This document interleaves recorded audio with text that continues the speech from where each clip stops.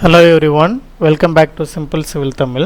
In this session method of joints next sum பார்க்கலாம். Actually இந்த 1 minute. Actually இந்த sumல வந்து பாத்தீங்கன்னா எங்கேயுமே எந்த மெத்தட்ல சால்வ் பண்ணனும்னு சொல்லல. So இந்த sum நான் method of jointல சால்வ் பண்றேன். ஓகேங்களா? November December 2018 regulation 13 ல கேட்டிருக்காங்க. A truss of span 7.5 meter carries a point load of 1 kilonewton at a joint D as shown in figure. Find the reactions and forces in the member of the truss ன்னு சொல்லிருக்காங்க.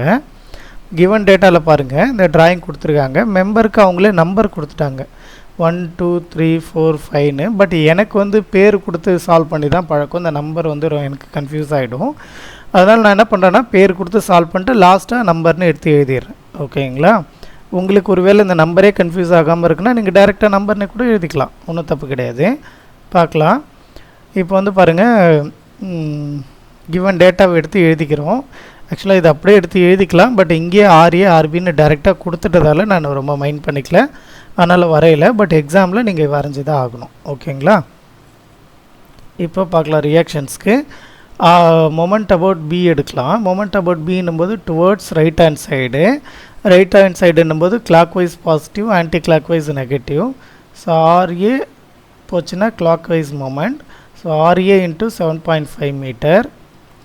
Next இந்த 1 minus, ஏன்னா இது anti clock wise, -1 into இது 5 metre போச்சுன்னா மீதி இங்கே 2.5 மீட்டரா, அப்போ 2.5 மீட்டர் ஈக்குவல் டு 0. இதை எப்படி சால்வ் பண்ணலான்னு பார்க்கலாம். கேல்குலேட்டர் ஓப்பன் பண்ணிக்கோங்க. தெரியாத வேல்யூவை எக்ஸ்னு வச்சுக்கோங்க. ஆல்ஃபா ப்ரெஸ் பண்ணி க்ளோஸ் ப்ராக்கெட்டை ப்ரெஸ் பண்ணிங்கன்னா எக்ஸ் வந்துடும். இன்ட்டு 7.5 மைனஸ் 1 இன்ட்டு 2.5 2.5 தான். 2.5 ஆல்ஃபா ப்ரெஸ் பண்ணி கேல்சி ப்ரெஸ் பண்ணிங்கன்னா இந்த ஈக்குவல் சிம்பிள் வந்துடும் 0. இப்போ ஷிஃப்ட்டு கேல்சி ஈக்குவல் உங்களுக்கு ஷிஃப்ட்டு கேல்சி தான். ஸோ 0.33ன்னு வருது. அதை நீங்கள் அப்படியே கூட எழுதிக்கலாம், இல்லை 1/3ன்னு எழுதிக்கலாம்.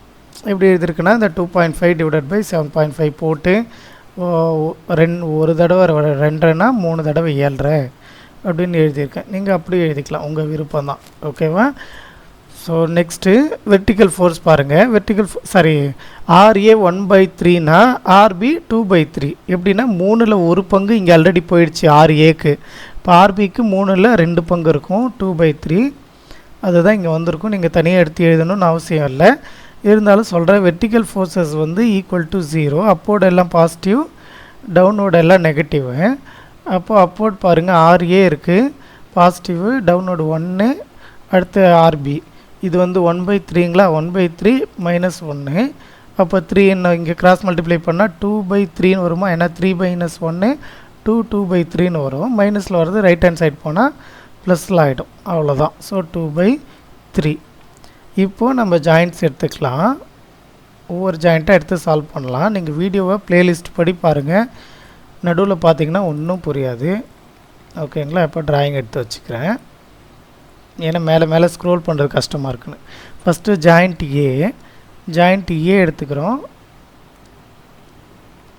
ஜாயிண்ட் ஏயில் ரைட் ஹேண்ட் சைடு ஒன்று போகுது, இன்க்ளைண்டாக ஒன்று போகுது, அப்போர்டாக ஒன்று போகுது. ஓகேங்களா? அப்படி போகும்போது அதை அப்படியே எடுத்து எழுதிக்கிறோம். ரைட் ஹேண்ட் சைடு போகிறது ஏவிலேருந்து டி போகுது ஏடி, ஏலேருந்து சி போகுது ஏசி. எழுதிட்டு ஆர்ஏவோட வேல்யூ 1/3 எடுத்து எழுதிக்கிறோம். இப்போ பாருங்கள் எஃப்ஏ. இப்போ வெர்டிக்கலாக சால்வ் பண்ணும்போது ஃபஸ்ட்டு ஈக்லிபிரியமில் வெர்டிக்கல் சால்வில் அப்போர்ட் பாசிட்டிவ், டவுன்வர்ட் நெகட்டிவ் எழுதிட்டு இந்த அப்போர்டு வந்து FAC sin 30 degree. So FAC sin 30 degree plus ஆர்ஏவோட வேல்யூ 1/3 நமக்கு தெரியும் ஈக்குவல் டு 0. இது அப்படியே கால்குலேட்டரில் சால்வ் பண்ணலாம். X into sin 30 degree plus 1/3 or 0.33 எது வேணாலும் போட்டுக்கோங்க ஈக்குவல் டு 0. ஷிஃப்ட்டு கேல்சி கொடுத்து ஈக்குவல் பண்ணிங்கன்னா கேல்குலேஷன் வந்துடும் 0.667. 666ன்னு போயிட்டுருக்கு. அதனால் 0.667ன்னு எடுத்து எழுதிக்கிறேன். ஓகேவா? நெக்ஸ்ட்டு ஹரிசாண்டலாக சால்வ் பண்ணலாம். இதையே ரைட் சைடு போனால் ப்ளஸ்ஸு, லெஃப்ட் சைடு வந்தால் மைனஸு. ரைட் சைடு பாருங்கள், ரெண்டுமே ரைட் சைடு தான் இருக்குது. இப்போ ரெண்டுமே ப்ளஸ் தான். FAC cos 30 plus FAD. So அதுதான் எஃப்ஏடி ப்ளஸ் எஃப்ஏசி காஸ் 30. எஃப்ஏசியோட வேல்யூ மைனஸ் 0.667. அதை எடுத்து எழுதிக்கோங்க. இந்த வேல்யூ ரைட் ஹேண்ட் சைடு போனால் ப்ளஸில் வரும். இப்போ இது மைனஸில் வந்ததால் லோடு வந்து கம்ப்ரெஷன் லோடுன்னு எடுத்து எழுதிக்கணும். ஓகேங்களா? நெக்ஸ்ட்டு இதை பாருங்கள், ப்ளஸில் வந்திருக்கு. இதை எப்படி சால்வ் பண்ணலான்னு பார்க்கலாம். இது சிம்பிளாக இருக்கிறதால ரைட் ஹேண்ட் சைட் பண்ணிட்டு 0.667 இன்ட்டு காஸ் 30 டிகிரி பண்ணிங்கன்னா 0.577 வரும். ஸோ 578ன்னு வச்சுக்கோங்க tensile force. Right. So next அடுத்த ஜாயிண்ட் பார்த்துடலாம். At joint B. ஜாயிண்ட் பியில் பார்த்தீங்கன்னா இப்போ இது ரெண்டும் கண்டுபிடிச்சிட்டோம் இல்லைங்களா? ஜாயிண்ட் பியில் பார்த்தோன்னா இது ரெண்டும் கண்டுபிடிக்கலாம், பார்க்கலாம். ஜாயிண்ட் பிக்கு லெஃப்ட் சைடில் பிடி ஒன்று போகுது, பிசி ஒன்று போகுது. அதை எழுதிக்கலாம். ஃபோர்ஸ் பிடி ஃபோர்ஸ் பிசி எடுத்து எழுதிக்கலாம். ஆர்பியோட வேல்யூ 2/3 நமக்கு தெரியும், எடுத்து எழுதிக்கலாம். Sum of vertical forces equal to 0. Upward forces positive, downward forces negative. RB upward மேலே போகிறதால 2/3 ப்ளஸ் எஃபிசி வெர்டிக்கலாக கன்வெர்ட் பண்ணுறதுக்கு FBC sine 30 degree equal to 0. இதை கேல்குலேட்டரில் போட்டுக்கோங்க. எதுக்காக நான் எல்லாத்துக்கும் கேல்குலேட்டர் யூஸ் பண்ணுறேன்னா யூனிட் மிஸ்டேக் வரக்கூடாதுன்றதுக்காக தான். 2/3 ப்ளஸ் எஃபிசியோட value x into sine 30 degree equal to 0 minus 1.333. அப்போ இந்த வேல்யூ மைனஸில் வந்துருக்கிறதால கம்ப்ரெஷன் யூனிட்டை kilo Newton, because given load is kilo newton. அதை எடுத்து எழுதிக்கோங்க.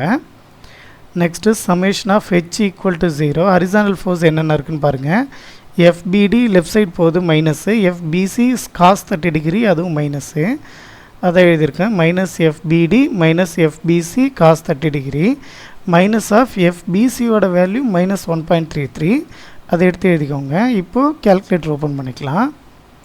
ஓப்பன் பண்ணிவிட்டு minus x again minus into minus plus 1.333 into cos 30 degree close bracket equal to 0. Shift கேல்சி equal 1.154 kilo Newton tensile. சரிங்களா? அவ்வளோதான். நெக்ஸ்ட்டு அட் ஜாயிண்ட் டி எடுக்கிறோம். Joint D பார்த்திங்கன்னா இந்த இடம். இப்போ இதில் வந்து சிடி, இந்த பி ஜாயிண்ட்டில் பிடி சிடி கண்டுபிடிச்சாச்சு, பிரச்சனை இல்லை. அடுத்து ஜாயிண்ட் டி எடுத்துக்கலாம். ஜாயிண்ட் டி எடுக்கும்போது இங்கே டின்னு எழுத மறந்துடாதீங்க. இப்போது டிஎஃப்சிடி எஃப்ஏடி எஃபிடி இதுவும் தெரியும், இதுவும் தெரியும், இது மட்டும்தான் தெரியாது. இப்போ நமக்கு பாருங்கள், இங்கே ஹரிசாண்டல் ஃபோர்ஸ் இருக்குது, இங்கே ஹரிசாண்டல் ஃபோர்ஸ் இருக்குது. இது ஒன்லி தான் இன்க்ளைன் ஃபோர்ஸ்.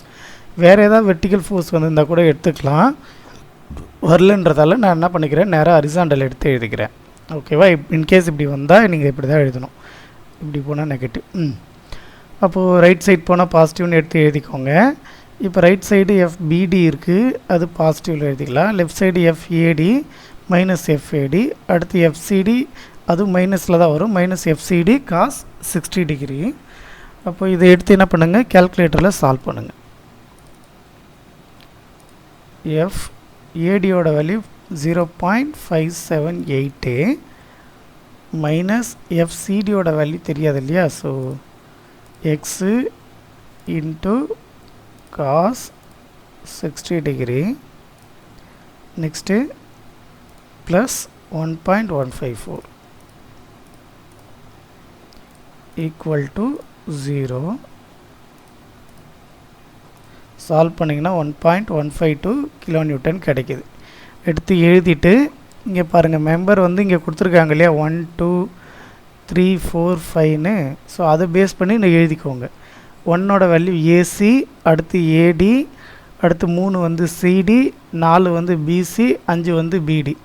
அந்த ஆர்டரில் எழுதிட்டு 1 2 3 கொடுத்துட்டு அந்தந்த ஃபோர்ஸோட வேல்யூ எடுத்து எழுதிக்கோங்க. இன்கேஸ் ஏசினா ஃபஸ்ட்டு ஜாயிண்ட் ஏல கண்டுபிடிச்சிருப்போம் இல்லையா, ஏசியோட வேல்யூ மைனஸ் 0.66 கிலோ நியூட்டன். அப்போ மைனஸ்ன்றதால கம்ப்ரெஷன். நெக்ஸ்ட்டு ஏடியோட வேல்யூ 0.578 அதனால் 0.578 டென்சைல். நெக்ஸ்ட்டு இந்த ஒரு ஆர்டர்லேருந்து போங்க, பிரச்சனை இல்லை. எஃப்சிடியோட வேல்யூ 1.152, எஃப்சிடிக்கு நேராக 1.152 டென்சைல்னு எழுதிக்கோங்க. அடுத்து எஃபிடியோட வேல்யூ 1.154, எஃபிடிக்கு நேராக 1.154 டென்சைல் ப்ளஸில் வந்ததால் மீதி இருக்கிற பிசியோட வேல்யூ அதை எடுத்து எழுதிக்கோங்க. நீங்கள் பிசி கால்குலேட் பண்ணலையா நம்ம? ஸோ பிசியோட வேல்யூ -1.33 kN, அதை எடுத்து எழுதிட்டு கம்ப்ரெஷன் எடுத்து எழுதிக்கோங்க. ஓகேங்களா? அவ்வளோதான், சம் முடிஞ்சது. தேங்க்யூ.